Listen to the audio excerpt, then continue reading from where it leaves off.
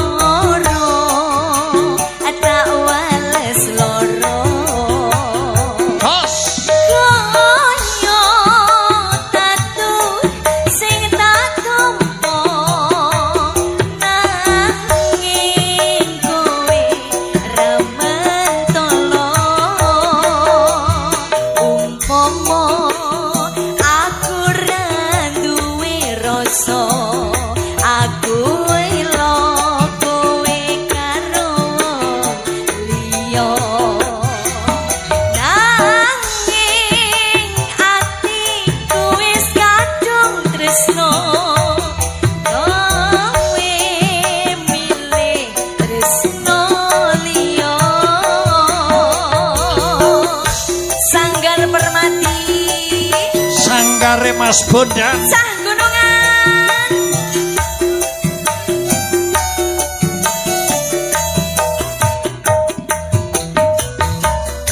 asik-asik.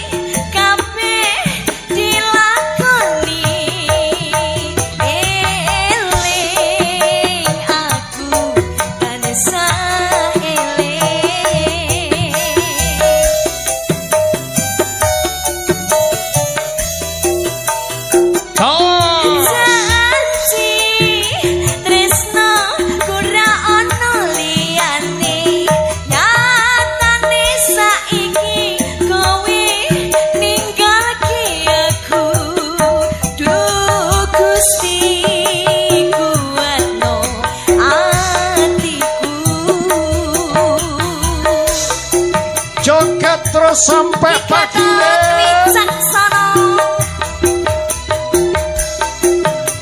alhamdulillah wonten pamundhut lelagon.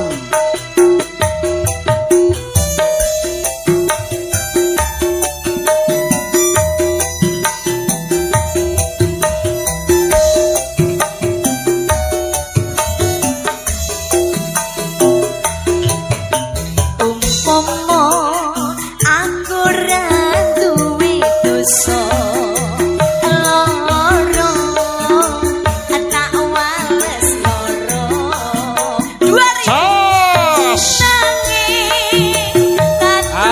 kasih. Juga terus sampai pagi. Aku ramen tolong.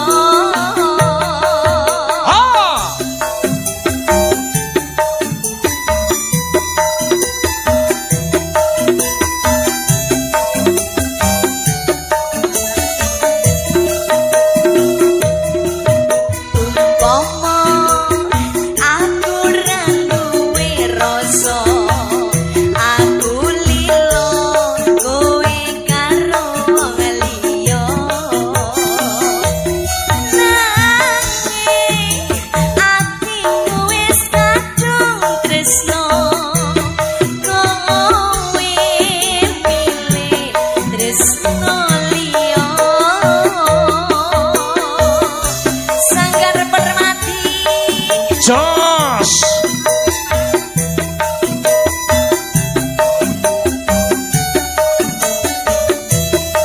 Ketuane Sanggar Moh Tambel.